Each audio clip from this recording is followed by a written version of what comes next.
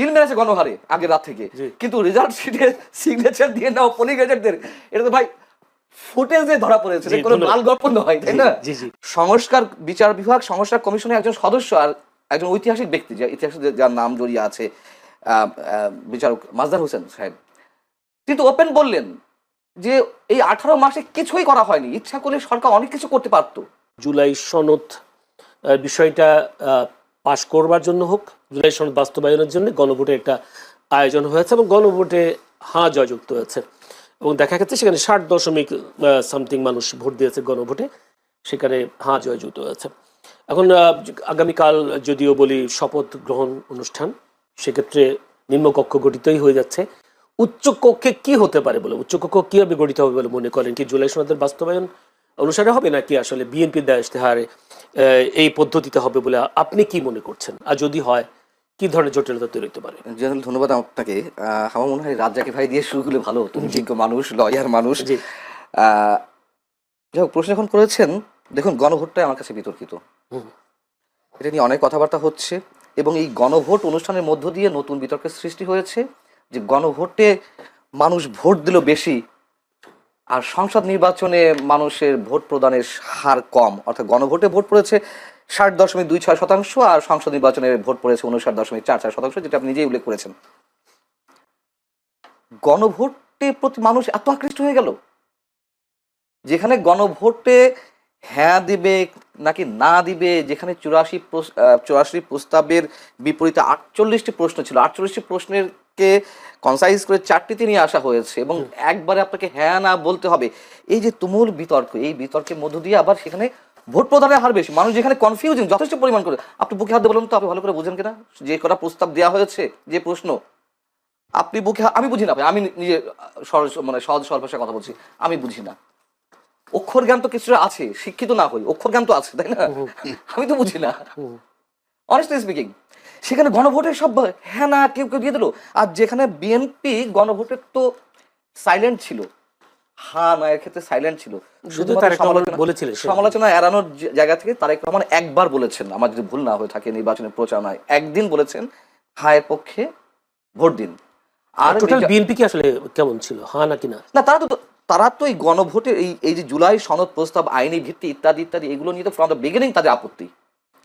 তারপর দেখা যাচ্ছে যে জনগণকে হয়তো কেউ কেউ কোনো কোনো বিশেষ শক্তি ভুলভাল বোঝাতে পারে, ও তোমরা সংস্কারের পক্ষে না। আচ্ছা, সংস্কারের পক্ষে না, সংস্কারের পক্ষে তো আমরা সবাই।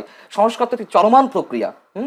আজকে আমার পার্সোনাল একটি পডকাস্ট আছে, আপনি জানেন, সেখানে বিচারক মাজদার হোসেন সাহেবকে আমি ইনভাইট করেছিলাম। উনি তো সংস্কার কমিশনের সদস্য ছিলেন, উনি তো ফুললি ডিসঅ্যাপয়েন্টেড। সংস্কার বিচার বিভাগ সংস্কার কমিশনের একজন সদস্য আর একজন ঐতিহাসিক ব্যক্তি, যে ইতিহাসে যার নাম জড়িয়ে আছে, বিচারক মাজদার হোসেন সাহেব, কিন্তু ওপেন বললেন যে এই 18 মাসে কিছুই করা হয়নি, ইচ্ছা করলে সরকার অনেক কিছু করতে পারত, আমাদের আশা ছিল ইন্টারিম গভর্নমেন্ট অনেক কিছু করবে, কিচ্ছু না। যে সেখানে আইন উপদেষ্টা বিচারকদের উপরে চোখ রাঙান, আইন উপদেষ্টা ইনডিরেক্টলি নির্দেশ দেন, এটাই কি সংস্কার? অতএব এই যে সংস্কারের প্রস্তাব, এই যে জুলাই সনদ আর সরকারের ইচ্ছা বা সরকারের যে ভরকেন্দ্রগুলো বা সরকারের বিহাইন্ড দ্য স্ক্রিন যারা সরকার চালিয়েছে, তাদের মধ্যে সংস্কার নিয়ে নানান ধরনের জটিলতা আছে। আচ্ছা, আমি মূল প্রশ্ন আছে উত্তরে, সেটি হচ্ছে আমাকে একটু বোঝান, এই যে উচ্চকক্ষ নিম্নকক্ষ খুব ভালো প্রস্তাব, প্রধানমন্ত্রীর মেয়াদ 10 বছর বেশি থাকবে না একজনের ক্ষেত্রে, খুব ভালো প্রস্তাব, রাষ্ট্রপতি প্রধানমন্ত্রীর ভারসাম্যের মানে ক্ষমতার ভারসাম্য হবে, খুবই ভালো প্রস্তাব। কিন্তু এই যে গণভোটটার কি প্রয়োজন ছিল? আমি প্রথমে বলেছি এটি সংবিধান সম্মত নয়।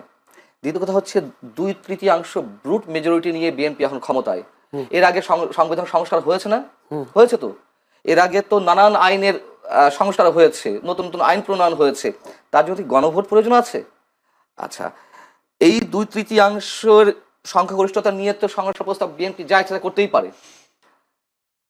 এই যে সংবিধান সংস্কার পরিষদ, এটি কেন, কোন উদ্ভট চিন্তা থেকে এটি এলো? এবং একই সঙ্গে প্রশ্ন, এটি দাবি তো মূলত এনসিপি এবং জামায়াতে ইসলামী ছিল, তাই না? সেই এনসিপি কেন এত কিছুর পরে, এত দিন পরে, নির্বাচন হয়ে যাওয়ার পরে, আজ কিবার রোববার আজকে তারা গেছেন বঙ্গভবনে স্বাক্ষর করতে? আপনি বুঝতে পারছেন না খেলাগুলো কোথায়? যারা প্রস্তাবক, যারা নিজেদেরকে বিপ্লবী বলছে, যারা এটার করতে যান প্রাণ দিতে মরিয়া হয়ে আছে, তারা কেন এতদিন পরে একেবারে নির্বাচন পরে গিয়ে স্বাক্ষর করতে গেল, তার আগে কেন স্বাক্ষর করলো না? এই প্রশ্নগুলো পাল্টা আপনাদের কাছে। তাহলে এটি দিয়ে কি হচ্ছে? তারপরে উচ্চকক্ষ গঠন হচ্ছে কি হচ্ছে না আমি একটু জানতে চাই। যদি গঠন হয় তাহলে কিভাবে গঠিত হওয়া উচিত? বিএনপি বলে আসছে যে আসনের ভিত্তিতে, আসনের ভিত্তিতে তারা উচ্চকক্ষ গঠন করতে চায়, আর জামায়াতে ইসলামী চায় পিয়ার পদ্ধতি। হ্যাঁ, সো এটা তো এখনো নিষ্পত্তিহীন অবস্থা আছে, নিষ্পত্তি হয়নি। নিষ্পত্তি না হলে কোনো জটিলতা তৈরি হবে, জটিলতা তো সৃষ্টি হতেই পারে। জামায়াতে ইসলামী 68 আসন নিয়ে আছে, আরো 6টা তাদের সহযোগীদের। সো এতগুলো আসন নিয়ে তারা তো শক্তিশালী বিরোধী দল হিসেবে উপস্থিত হয়েছে। যেহেতু নিম্নকক্ষে বিএনপি 2/3 ভোট পেয়েছে, সেখানে তাদের আইন পাশ করতেও তো তার কোনো জটিলতা নাই। দুইটা প্রশ্ন উত্তর যদি আপনার শেষের প্রশ্ন উত্তর দিয়ে শুরু করি। সেটা হচ্ছে অবশ্যই তাদের কোনো সমস্যা না, তারা ব্রুট মেজরিটি পেয়েছে। যদিও ব্রুট মেজরিটি ইতিহাস বলে যে সংশ্লিষ্ট দলের জন্য ক্ষতির কারণ হয়, তারা এক না হয়ে ওঠার সুযোগ পায়। যাই হোক, এগুলো ভবিষ্যতেই বলবে যে বিএনপির ক্ষেত্রে আসলে কি হবে। এবং আইন প্রণয়নের ক্ষেত্রে কিছু করার নেই। হয়তো জামাত ইসলামী, এনসিপি যে 2-1 জন সদস্য বা স্বতন্ত্র বা অন্যান্য দলে যারা আছে তারা একটু হইচই করতে পারবে, কিন্তু বিএনপি যা ইচ্ছা তাই করতে পারবে। আর উচ্চকক্ষের ক্ষেত্রে আপনি বললেন যে জটিলতা, সেটাও পুরনো প্রশ্নটা বোধহয় ঘুরে ফিরে এলো যে জটিলতা একটা সৃষ্টি হবে। আমি জটিলতা এই জন্য বলছি, আচ্ছা জটিলতা হওয়ার তো দরকার, ওখানে তো তারা বেশিরভাগ আসন পাবে উচ্চকক্ষে। হ্যাঁ, বিএনপি ওখানে তো উচ্চকক্ষ, যদি একেবারে পিয়ার পদ্ধতিতেও হয়, তো সেই ক্ষেত্রে আইন পাশ করার ক্ষেত্রে তো তেমন কোনো জটিলতা তৈরি হবে বলে মনে হয় না আমার মতে। তো সেই ক্ষেত্রেও বা বিএনপি কেন রাজি হবে না? বলে রাজি হবে না এই কারণে তাদের রিপ্রেজেন্টেটিভ কম যাচ্ছে, যদি ভোটের হিসেবে হয়। ভোটের হিসেবে পিয়ার পদ্ধতি হলেও তো ওনাদের আসন বেশি থাকছে তো না, যদি বেশি থাকছে আর পিয়ার আর জনগণের ভোটের রেশিওতে যদি হয় তাহলে তাদের প্রতিনিধিত্ব কম যাবে উচ্চকক্ষে। এটাই, সো এই কারণে তারা ওইটা চাচ্ছে। এই কারণে আচ্ছা, তারা যখন এই দাবিটি তোলে খুব ভালোভাবেই তারা নিশ্চয়ই হিসেব নিকেশ করেই কথা বলেছিল যে আওয়ামী লীগ যে নির্বাচনে আসতে পারবে না বা একেবারে বাদ হয়ে যাবে, তারা কিন্তু এই হিসাবটা মাথায় নিয়ে বলেনি। তারা আওয়ামী লীগ আসতে পারে, আওয়ামী লীগ আসলে একটা কন্টেস্ট হবে, হ্যাঁ, সেক্ষেত্রে আওয়ামী লীগের ভোট কম নয়। এবং একটু দেখা গেছে 2008 পর্যন্ত মানে পার্সেন্টেজে আওয়ামী লীগ সবসময় এগিয়ে ছিল, 35-40% মধ্যে দুই দলেরই, বাট বিএনপির চেয়ে আওয়ামী লীগ অনেক বেশি আসন পেয়েছে। যাই হোক, এই জন্য সংসদে মানে সংসদের নিম্নকক্ষে যদি হয়ে থাকে তার ভিত্তিতে বা আসনের ভিত্তিতে তারা এটা চাইছিল। দেখুন, আমার মনে হয় এই পর্যন্ত যাবে না, তার আগে অনেক ধরনের জটিলতা হবে। জটিলতা এখনই দেখা দিয়েছে, আমি জানি না যে কি হবে, কি হতে যাচ্ছে সকালে। আমরা তো সবসময় সংশয় প্রকাশ করি, সংশয় প্রকাশ করাটাই আমাদের কাজ, প্রশ্ন তৈরি করাটাই সাংবাদিকদের কাজ। আশাবাদী নয় কেন আপনারা, সংশয়বাদী কেন? না, এখন তো শোনা যাচ্ছে যে বিএনপি তো বলছে যে এটা তো সংবিধানে নেই, সাংবিধানিক সংস্থা পরিষদ বলে আবার কি আছে, সালাউদ্দিন আহমেদ বলেছেন। বিএনপির একাধিক সূত্র বলছে যে তারা একই সাথে সংসদ সদস্য হিসেবে এবং সংবিধান সংস্কার পরিষদের সদস্য হিসেবে ওত নিতে চায় না, তারা আগে এমপি হিসেবে শপথ নিতে চায়, পরেরটা পরে। এদিকে নিশ্চয়ই সরকারের পক্ষ থেকে আপত্তি আছে, যেহেতু তাদের মধ্যে সরকারই আয়োজন করছে শপথের। কিন্তু বেশি হয়তো জামাত আছে, এনসিপি আছে, তারা আপত্তি জানাচ্ছে। এরই মধ্যে আমরা তো এ ধরনের খবর পাচ্ছি, আমি জানি না কতটুকু সত্য না মিথ্যা, তবে একেবারে তো উড়িয়ে দেওয়া যায় না। এটা তো সত্য কথা যে বিএনপি যেটা বলছে যে সংবিধান সংস্কার পরিষদ বলে কিছু নাই, অতএব ঝামেলা হচ্ছে। কি খবরটা পাচ্ছেন সেটা খবর পাচ্ছেন ঝামেলা কিছু একটা হচ্ছে, সেই ঝামেলাটা কোথায় গিয়ে দাঁড়াবে এটা বুঝতে পারছি। আমরা তো বলেছিলাম, আপনারা এখানেও বলেছি যে আমি মনে করি না ডক্টর মোহাম্মদ ইউনূসের অধীনে কোনো নিরপেক্ষ নির্বাচন হতে পারে। আমি মনে করি না যে, এখনো বলছি, মানে এই কয়েকদিন আগে এসে বলেছিলাম যে নির্বাচন হবে কিনা, যথেষ্ট কনফিউজড, যথেষ্ট নির্বাচন হয়েছে। আবার এই কথাই বলেছিলাম যে আমাদের ধারণা যেন, আমাদের সংশয় যেন মিথ্যা প্রমাণিত হয়, এই কথাও বলেছিলাম। তার কারণ এই গভর্নমেন্টের কোনো কাজের প্রতি আমার কোনো আস্থা যায় না। ঐতিহাসিক নির্বাচন তো হয়েছে, এটা তো অস্বীকার করতে পারেন। ইতিহাস বলতে পারেন, সন্ধ্যার ভোট, মানে আমি না এগুলার বিতর্ক সৃষ্টি করতে চাচ্ছি না। যেহেতু আপনি বলেছেন ঐতিহাসিক হয়েছে, আওয়ামী লীগের সময় দিনের ভোট রাত 10টা থেকে শুরু হয়েছিল, আগের রাত 10টা থেকে, আর এই ভোট এই 2026 12 ফেব্রুয়ারি ভোট আগের দিন সন্ধ্যা থেকে শুরু হয়েছে, সেদিক থেকে ঐতিহাসিক। আওয়ামী লীগের মতো একটি দল নেই, সেদিক থেকে ঐতিহাসিক। এই ভোটটা আরো এগিয়ে আগের দিন রাতে কিন্তু সন্ধ্যা থেকে আওয়ামী লীগের জন্য লাভ হয়েছে। আওয়ামী লীগকে আমরা যে কারণে অপবাদ দিয়ে আসছি, কেন শুরু হয়েছে বলে আপনি জানেন না? আপনি ফুটেজ দেখেননি? ব্যালট পেপার খোলা, ওই গণভোটের ব্যালট পেপার সামনে দেখা যাচ্ছে সন্ধ্যা থেকে, ওপেন ব্যালট বাক্সের উপরে, তারপরে আপনার রেজাল্ট শিটে সিগনেচার নিয়ে। আওয়ামী লীগের সময় এটি ঘটেনি, সিল মেরেছে গণহারে আগের রাত থেকে, কিন্তু রেজাল্ট শিটে সিগনেচার দিয়ে নাও পোলিং এজেন্টদের, এটা তো ভাই ফুটেজে ধরা পড়েছে, জি, কোনো ধন্যবাদ। লাল গল্প নয়, তাই না? জি, জি। তো আপনি সেদিক থেকে ঐতিহাসিক, হ্যাঁ, নানান কারণ ঐতিহাসিক, এবং ঐতিহাসিক আরো একদিক থেকে পৃথিবীর ইতিহাসে কোনো নির্বাচন পাবেন না, নট অনলি বাংলাদেশ, পৃথিবীর ইতিহাসে কোথাও নয় যে একটা নির্বাচনের আগের রাত পর্যন্ত মানুষ কনফিউজিং অবস্থা থাকে এই নির্বাচন হবে কিনা। হবে কিনা।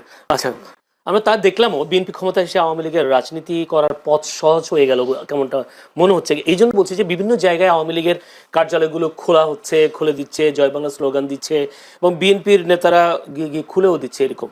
তাহলে কি বিএনপি ক্ষমতায় আসার কারণে আওয়ামী লীগের রাজনীতি করার পথটা সহজ হয়ে গেল কিনা? খুব স্বাভাবিক, খুব স্বাভাবিক, যেটি রাজাকে ভাই বলেছেন, সেই কারণে আওয়ামী লীগ খুশি। অন্তত রাজাকে ভাইয়ের এই পর্বের এই বক্তব্যে আমি সম্পূর্ণ একমত। সবাই খুশি, আমরা সবাই রাজা।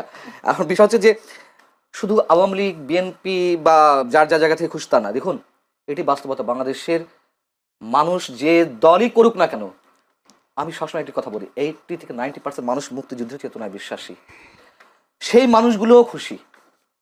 মানুষের মধ্যে তো একটা আতঙ্ক ছিল, একটা আশঙ্কা ছিল, অথবা আর একটা অংশের মধ্যে আশাবাদ ছিল জামাত ক্ষমতায় চলে আসছে। ম্যাটিকুলাস ডিজাইন দিয়ে হোক, সেটা ইঞ্জিনিয়ারিং করে হোক বা মেকানিজম করে হোক, জামাত ক্ষমতায় চলে, অথবা ভোটের মাধ্যমে, মনে করেন যে কোনো কোনো একটা অংশ তারা বলছে ভোটের মাধ্যমে জামাত চলে আসবে, তারা ঠিকই বলছিল, আবার আতঙ্কও ছিল। আপনি নিশ্চয়ই, আমি আর কাউকে না দিয়ে উদাহরণ না দিই, আমি তো একজন সিটিজেন হিসেবে, একজন সাধারণ মানুষ হিসেবে আমি তো চাই স্বাধীনতা বিরোধী কোনো শক্তি ক্ষমতায় না আসুক। হ্যাঁ, সেদিক থেকে আমিও খুশি, অন্তত এই জায়গা থেকে। গুড, আমি- সেটাই তো বলছি, জি ভাই, সবাই খুশি। এটা তো বলতে হবে। তার কারণ এই যে স্বাধীনতা 54 বছর পর এসে এখনো এই যে এনসিপি, আমি সব নেতাদের কথা বলছি না, এনসিপির বিশাল একটা বিশেষ একটা অংশ অথবা জামাতের একটা অংশ, তারা মুক্তিযুদ্ধকে যেভাবে খাটো করেছে, এটা তো মেনে নেওয়া যায় না। এবং 18 মাস, জয়নুল আপনি বলুন, নিজেকে আদালতের কাঠগড়ায় দাঁড় করেন, মনে করেন যে সাক্ষ্য দেন, আপনি কি নিশ্চিন্তে থাকতে পেরেছেন? মানুষের জীবনের নাভিশ্বাস উঠেছে নিরাপত্তার দিক থেকে। নতুন যে মবতন্ত্র কায়েম হয়েছিল, যে মানে কখন কে মবের শিকার হবে কেউ বলতে পারছিল না, এবং এইগুলো কে ঘটিয়েছে? সবাই মিলেমিশে ঘটিয়েছে, জামাত ঘটিয়েছে, বিএনপি লোকেরা ঘটিয়েছে, এনসিপি এখন ঘটিয়েছে। কি আশা করেন সামনে মতন্ত্র হবে কি হবে না? কি আশা? কমবে তো বটেই, তো কমবে বটেই, মানে একেবারে যে বন্ধ হয়ে যাবে রাতে তা না, তবে অবশ্যই কমবে এবং একটা সময় বন্ধও হবে, এটুকু আশা করি। এবং তারেক রহমান যে আশাবাদ মানুষের মনে জাগাচ্ছে, মানে আমি তো প্রথমে বলেছি, ব্রুট মেজরিটি অবশ্যই খারাপ দৃষ্টান্ত হয়ে আছে যুগে যুগে। এবারও যে খারাপ হবে না তা বলা যায় না, তবে আমরা আশা করতে পারি। তিনি তারেক রহমান সব বিরোধী দলের নেতাদের বাসায় গিয়ে গিয়ে দেখা করছেন, এটা নতুন সংস্কৃতি, অবশ্যই এটা ভালো উদ্যোগ। এবং আওয়ামী লীগের রাজনৈতিক কার্যালয় আপনি খোলার কথা বলেছেন, এটা তো আসার কথা। দেখুন, এটা তো বাস্তবতা। আওয়ামী লীগের নেতা কর্মীরা যারা অন্যায় করেছে, অপরাধ করেছে, চুরি করেছে, বাটপারি করেছে, গুম করেছে, খুন করেছে, তাদের সবার বিচার আমরা চাই।